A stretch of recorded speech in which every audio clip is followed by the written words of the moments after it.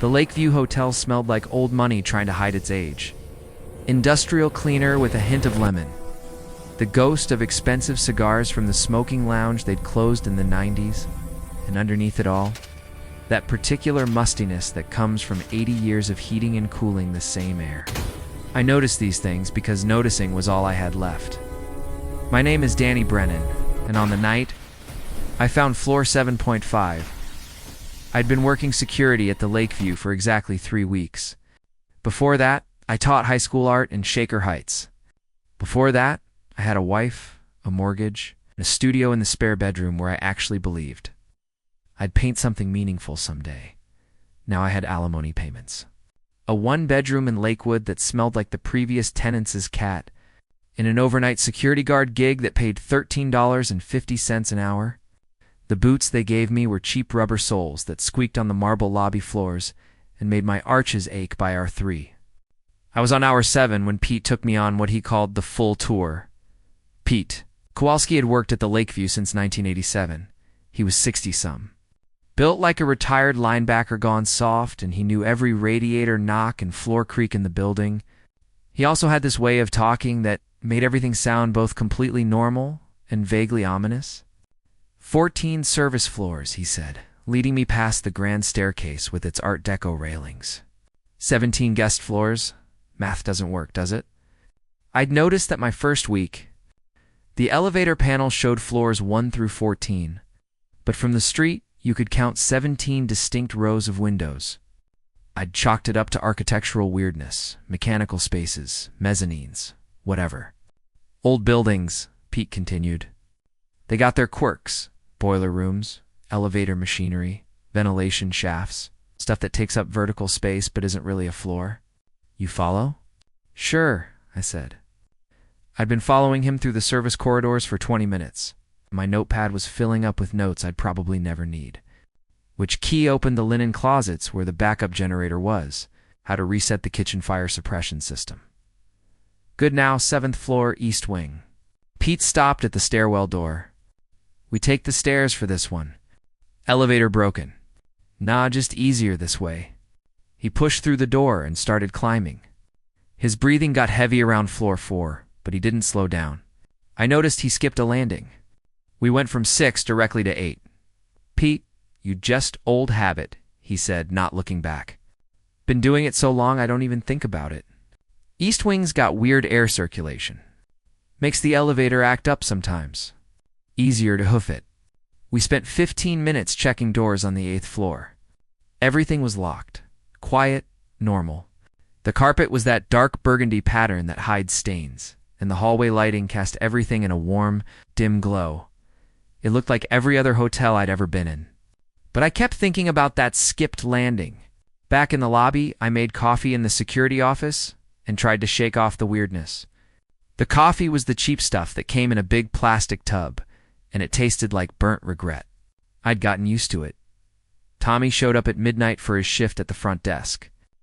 Tommy was 23, a business major at Cleveland State. And he had that particular brand of nervous energy that came from too much Red Bull and not enough sleep. He was good at his job, though friendly with guests, quick with the computer system, and mercifully willing to make conversation during the dead hours. How's the tour going? He asked, dropping his backpack behind the desk. Pete showed me the ropes. I think I've got it. Cool, cool. Hey, did he show you the service elevator trick? What trick? Sometimes it gets stuck between floors. You gotta hit the emergency button twice, then press your floor again. It's a whole thing. He was already logging into the computer, his fingers flying across the keyboard. Maintenance has been meaning to fix it for like 2 years. I filed that away and went back to my rounds. The Lakeview was beautiful in that way. Old hotels are beautiful. Not flashy, but solid. Real brass fixtures, real marble floors, real wood paneling. The kind of place that made you feel like you were walking through history. I'd been an art teacher. Long enough to appreciate the craftsmanship. The lobby ceiling had these geometric reliefs that cast interesting shadows. The elevator doors had etched glass panels with a chevron pattern. It was on my third round 2:30 a.m. that I actually looked at those windows from the outside. I'd stepped out the main entrance for some air. December in Cleveland is brutal, and the wind off Lake Erie cuts right through you. But I needed to clear my head. The coffee wasn't working. I was tired in a way that went deeper than one shift. I counted the windows going up. Started at the second floor, because the first floor was mostly lobby and restaurant, space with different fenestra. Second floor, 8 windows across. Third floor, 8 windows. Fourth, fifth, sixth, seventh, eighth. All 8 windows, except between the 7th and 8th floors, there was an extra row. Narrower windows, different style. 4 of them dark set back slightly from the facade. I counted again. The proportions were wrong. If those were mechanical spaces, they were taking up the vertical equivalent of a full floor. I pulled out my notepad and sketched it quickly. My hands were cold, and the drawing was rough, but the problem was clear. 14 floors on the elevator panel, 17 rows of windows, and that weird extra row between 7 and 8. I went back inside and rode the elevator up to 7. Got out. Walked to a window and looked up. I could see the 8th floor windows above me, and I could see the narrow ones between us. Maybe 10 feet up, too close to be a whole separate floor, but definitely there. The hell? I muttered. The elevator chimed behind me. I turned, expecting maybe a late guest. But the hallway was empty. The elevator doors closed on their own, and the car descended. I hit the call button and waited. When the elevator returned and I stepped in, I noticed the panel more carefully. The buttons were worn from decades of fingers pressing them. Button 7 had a slight dent. Button 8 was pristine, probably replaced at some point. Between them was a hairline gap in the metal panel, like something had been removed and plastered over. I pressed 8. The elevator rose and my stomach dropped. Not the normal drop. This was wrong. The elevator kept rising past where it should have stopped, and I felt that awful lurch you get when a plane hits turbulence. The lights flickered. The smooth hum of the motor turned into a grinding sound, and then nothing. Dead stop. Emergency lighting kicked in, dim and red. The floor display was dark. I hit the emergency button once, twice, like Tommy said. Nothing happened. The air changed. That's the only way I can describe it. It got thick, heavy, like breathing through wet cloth and cold. The elevator was suddenly freezing, my breath fogging in front of me. Static crackled from the emergency intercom speaker, but no voice came through. Just that sound. White noise with something underneath it. A pattern, almost like breathing. I pressed 8 again. The button didn't light up. I pressed 7. Nothing. Then I saw it scratched into the metal panel between the buttons.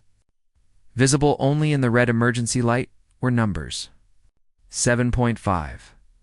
My hand moved on its own. I pressed the gap between the buttons right where the etched numbers were. The elevator lurched down slightly. The grinding sound returned. The doors opened. The smell hit me first. Old smoke and wet copper, like pennies left in an ashtray.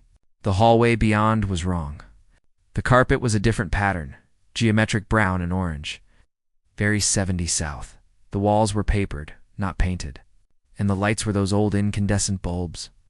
The kind that buzz and cast yellow light that seems to pull shadows out of corners. I stepped out. I don't know why. Maybe because standing in that elevator felt worse than walking into the wrongness. Maybe because I'm an idiot. The hallway stretched in both directions. Longer than it should be. Longer than any floor I'd seen in this building. Doors lined both sides. Dark wood with brass numbers. Sen, a sign hung from the ceiling on a chain. Temporary guest housing. Construction delay. We apologize for the inconvenience. The sign looked old. Not retro. Old. The kind of old where the plastic coating had yellowed and cracked. From behind the doors came sounds. A television playing a soap opera. Canned laughter echoing strangely. Someone coughing. A child crying, then stopping abruptly. Normal sounds. That was the worst part.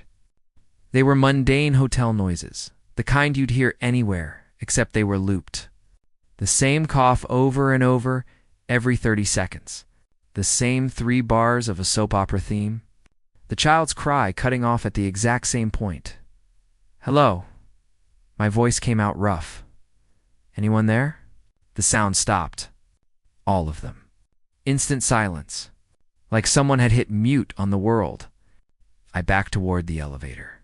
My hand found the call button and pressed it repeatedly. The doors stayed open.